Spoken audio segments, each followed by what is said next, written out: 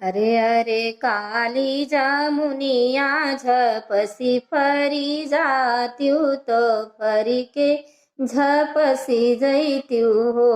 जामुन तोहरे बहाने पियवायवते नयन भर देखित नयन भर देखित हो।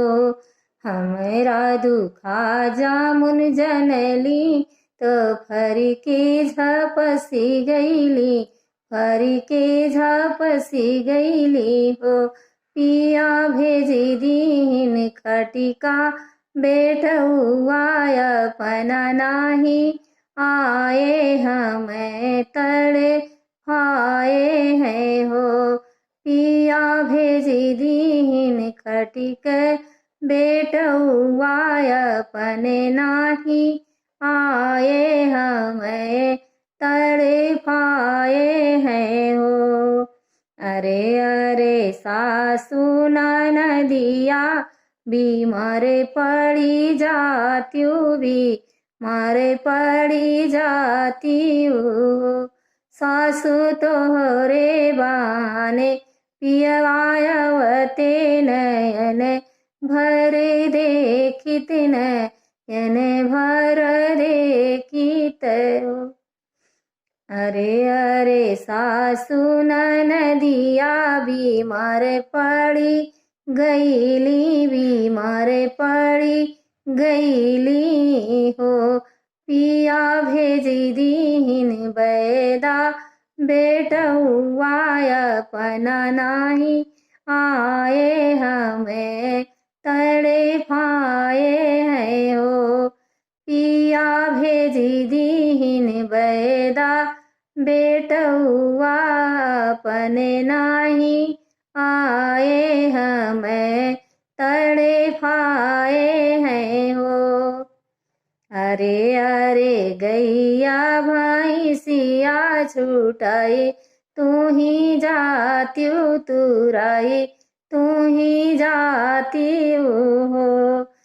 गैया तुहरे बहाने पियवायवते नयन भर देखित नयन भर देखित हो।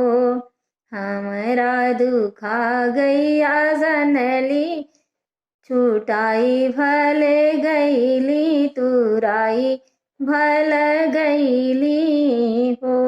पिया भेजी दीन हरवा हवा बेटुआ अपने नाही आए अपना नाही आए हैं वो।